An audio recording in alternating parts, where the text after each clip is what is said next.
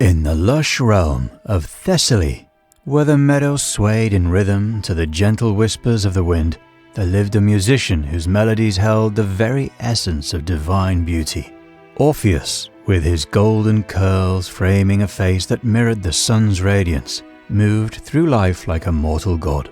His lyre, a gift from his divine parentage, was an extension of his soul, weaving enchantment with every stroke of its strings. Amid this idyllic existence, fate wove a thread of tragedy. Eurydice, a nymph with midnight tresses that cascaded like a silken waterfall, danced with ethereal grace in the meadows. Her laughter, a melody that harmonized with the songs of nature, drew the gaze of Orpheus.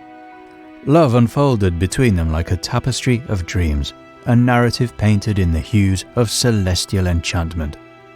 Yet the story of Orpheus and Eurydice would soon be marred by the shadows that lurked beneath the sunlit surface.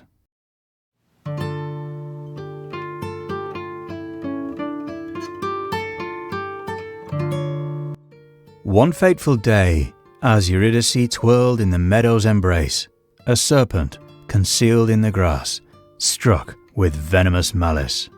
The laughter that once echoed joyously was silenced, replaced by the mournful notes of Orpheus's lyre, now an instrument of grief. In the grip of sorrow, Orpheus's heart, once a symphony of joy, became a cavernous void.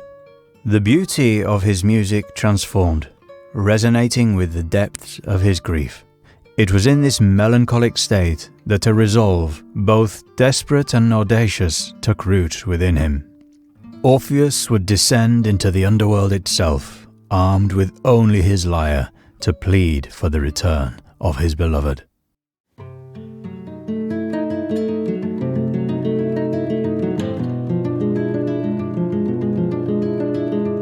The journey into the abyss was a descent into the heart of darkness. Orpheus, with the golden glow of his lyre illuminating the shadowed path, navigated the labyrinthine corridors of the underworld. The air was heavy with the scent of forgotten souls, and the distant echoes of anguish resonated like a haunting chorus.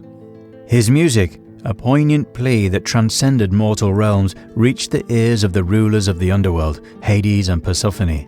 Captivated by the ethereal beauty of Orpheus's lament, the divine couple, whose hearts were untouched by mortal yearnings, agreed to a bargain.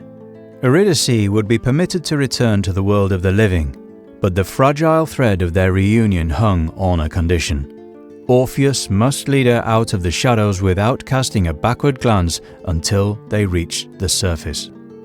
With hope rekindled in his heart, Orpheus retraced his steps, Eurydice's spectral form trailing behind. Her presence, though ephemeral, emanated an otherworldly grace that mirrored the dance of the shadows. As they approached the threshold between the realms, the radiant glow of the upper world beckoned, promising a union bathed in sunlight. Yet the ascent was fraught with the agony of uncertainty. Orpheus, the weight of doubt pressing upon him, couldn't resist stealing a glance at his beloved.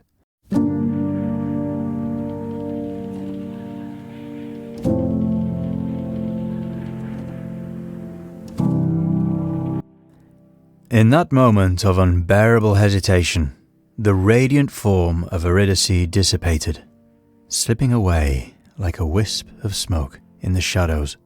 His desperate gaze met only the emptiness that lingered in her absence. The world above, now bathed in the resplendent glow of daylight, seemed unbearably cruel. Orpheus, condemned to the solitary realm of the living, withdrew from the company of mortals. His music, once a celebration of life, transformed into a mournful dirge that echoed through the hills and valleys, carrying the weight of a love lost. In his solitude, Orpheus became a figure of fascination and danger. His music, a testament to the order and beauty that the Menades, frenzied followers of Dionysus, sought to overthrow, drew their attention. The intoxicating rhythm of his melodies, echoing through the hills, fueled their madness.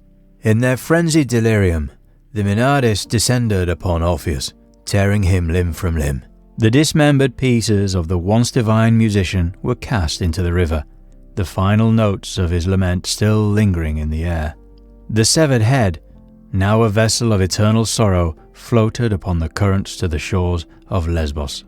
The Minyades, their frenzy abated, stood in silent awe of the divine tragedy that unfolded before them, a testament to the fragility of love, the indomitable power of music, and the inexorable march of fate.